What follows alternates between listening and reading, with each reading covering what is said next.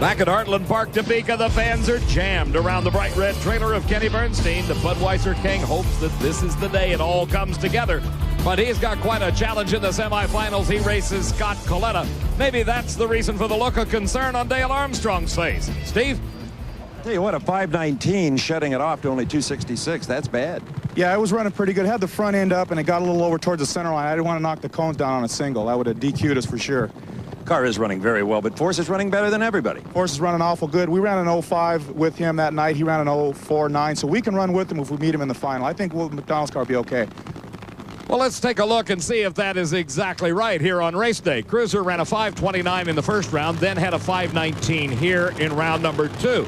The points leader, Al Hoffman, had a pair of 5:25s, but John Force just obliterated everybody's thinking with a 5:07 victory in round number 1. Unbelievable performance with John Force, and that has got to demoralize a young driver like Dean Scusa.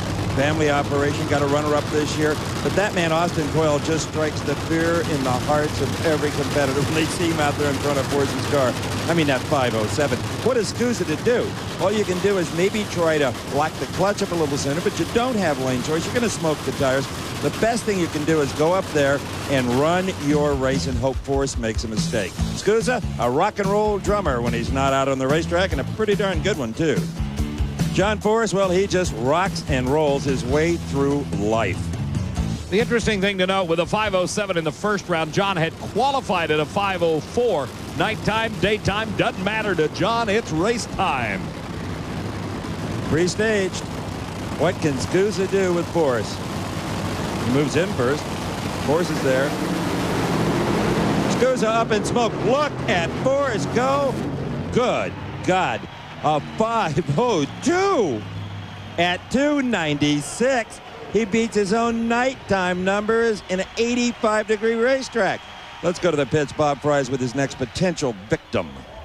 Why isn't this man smiling? He's got Force in the next round. All you got to do is pick up a stinking little 210s. Yeah, we have to try to do that in a bad lane. All I can say is those guys over there are awesome. I mean, even though we've got the points lead at this point in time, that's still a car to beat. It always has been, and it looks like it's going to be for a while, to be honest with you. Just couldn't just like choke the 4-barrel or something like that? I wish it was that easy, you know. But believe me, I'm going to try something. But there's a couple of ways to play this. You know, I could just be consistent and go over in that other lane and go up and run my 5:19 to 5:20 and hope that he makes a mistake, or I could go up and try to step up my car. I haven't decided yet what I want to do. Right now, let's go down to the far end of the racetrack. Steve is with the man to beat. That was about science fiction, John. A 5:02. Well, that's what you needed. His car's it's come around just like it did at Columbus, and I stumbled at Columbus. I ain't going to stumble today. Cruz says it's going to be you and he in the final. Well, I always said he was a hot dog, but I still got Hoffman to get around.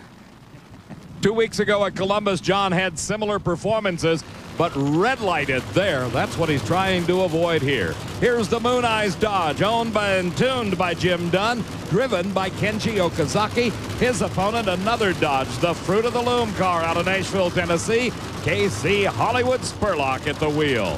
This is the car tuned by Ronnie Swearingen that won the opening race of the year, the Winter Nationals out of Pomona, California, and hopes to stay in the thick of the points chase. He needs a good outing in Topeka to do that, though. He's starting to fall back. Kenji Okazaki, the Japanese national, has become one of the most popular drivers in the pits with the fans. They will line up forever to get his autograph. He's a wonder. These two cars ran very well in qualifying. Spurlock, number 3 at a 5:17. Kenji, number 6 at a 5:26. Oh, what a hole shot for Kenji Okazaki, and he smokes the tires. Spurlock takes the win. He shuts it off early at 2:32. His elapsed time of only 5:32 costs him the choice of lanes in the semifinals. But Okazaki was very aggressive off the starting line. That's a good reason why the tires went up in smoke. So Spurlock loses the lane choice to Pedregon in the final 4. The other side of the ladder, well, he's going to have to work some magic. Al Hoffman up against John Force. The story's been told there, a 5:02. No doubt about who has lane choice. Talk about working some magic. This is Stevie Foster's crew, and they're doing it again. Stevie comes up in the semifinals against Tommy Johnson Jr., the new national speed record holder. To the far end of the track, here's Steve. Well, Casey, it's a good thing Kenji wasn't on his game because you fell way off. Yeah, Steve, we did. The car really hurt itself that run. I lifted quite a bit early, got down to the finish line, and it was nicking itself pretty bad. So I knew I had the wind light because I saw him go by pretty quick, and I figured he had a problem and just decided to lift and hope he didn't come by me at the finish line. Might have prevented a fire and certainly saved some parts. As Casey Hollywood Spurlock crew come to get him at the far end of the racetrack, they face a lot of work. Kurt Johnson is getting himself prepared to race Larry Morgan. Pro Stock coming up next from Topeka. We're back at the NHRA Western Auto Nationals. That is Tommy Johnson Jr., and that's his sister Wendy on the right. He will face up with Stevie Foster in the Final Four. Stevie Foster from San Antonio not only remembers the Alamo, but how to cut some pretty good lights. But he'll be up against the very best with TJ. Right now, Dave McClellan, it is time for Cars on Steroids. The Pro Stockers, the factory hot rods, whatever you want to call them. Kurt Johnson driving the Sunny Hill Movada Shoes entry up against the Castrol Super Clean car, a pair of Oldsmobile Cutlasses. Larry Morgan. That's the view from inside the cockpit of his race car. Right now, here's the standings after round one. Scott Jeffrey is the leader, followed by Darrell Alderman, then WJ, KJ, and Jim Yates rounds out the top five in the Winston points chase. So you can see, for Kurt Johnson, this is a most important race. Bear in mind, it was up at Englishtown just a few short weeks ago that Kurt set the drag racing world on its ear when he ran a 6:98, the first ever 6-second elapsed time. Larry Morgan had qualified fifth here, while Kurt Johnson qualified number 4, 7:21s a pair. Morgan beat Mike Thomas. Lewis Warden was the victim for Kurt Johnson, who holds the lane choice here by a slim 100th of a second difference in their round number one time. That is not the Oldsmobile Kurt Johnson ran in the sixes with. He scrunched it up against a wall at the new track at Virginia, and it's a long ways from being ready to race again. That is a borrowed mount from the Scribner brothers. Let's ride in the back seat with Larry Morgan as we look at the Lenco levers that control the 5-speed. There's the front fender of Kurt Johnson. Kurt Johnson, Larry's pulling away. Do something. Not pull the parachute. Kurt Johnson wins it at 7:21, 192. Oh, Morgan isn't going to like this. He was quicker in the elapsed time department at 7:20, but late off the mark. Watch and replay. The car in the far lane got the advantage, and that's what won him this race. He had the slower elapsed time. Morgan, who we took the ride with, don't worry, Steve. He knew exactly what was going on when he saw Kurt Johnson pulling away. But if you got your foot all the way through the firewall, there's not much else you can do on these carbureted, gasoline-burning race cars. There's the margin of victory. Kurt Johnson wins it. Hey, one of the Johnsons has got to do it, right? Nice hole shot. Thanks. That was one of the worst runs I made all day. This old dinosaur, there might be some hope for it yet, thanks to the Scribners. Your 21 beat Larry's 20. Excellent. We need a hole shot every now and then. You had a nice one, 400s. You don't always have to be the quickest car on the racetrack to be the winner. You see the number 2 on the window of his Oldsmobile Cutlass? That's his finishing position in the Winston Chase a year ago. Might be a bit tougher to finish that high this season. Mark Osborne, the big upset occurred in round number 1 when the Pyroil Oldsmobile beat Kurt's daddy, Warren, while Jim Yates and his Dynamax Pontiac continues to show the improvement that has vaulted him into the top 5. Yates had qualified number 6 here. His elapsed time was a 7:24. He beat Jerry Haas in the first round, while Osborne, as we watched, came from his number 14 qualifying spot to whip up on Warren Johnson in that first round upset. Yates is fresh off a runner-up victory, the second time in his career, as a matter of fact, just a few weeks ago in Columbus, Ohio, got beat by Scott Jeffrey on, but it really pumped him up. He's got some Dick Maskin horsepower under the hood of that blue and white Pontiac, so it's General Motors a pair, one from the Pontiac division, one from the Oldsmobile side. They bring these engines way up high in the RPM range, sidestep the clutch, and they see the last amber light. Away first is Osborne, but Yates covers him immediately.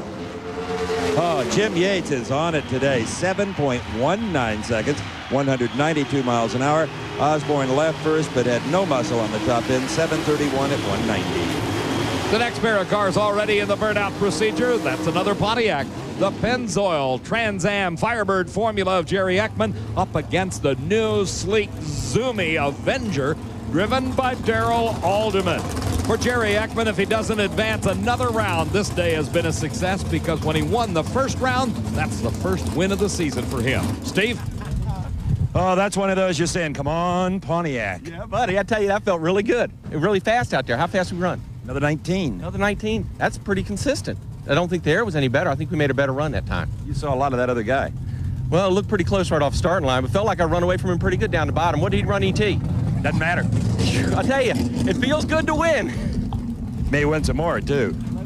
The normally laid-back Jim Yates certainly reveals his excitable nature. You're on board with Darrell Alderman, and his win in the first round vaulted him past Warren Johnson into the number 2 spot in the Winston Chase. In fact, Darrell Alderman qualified number 2 at a 7:19, beat Troy Coughlin in round number 1.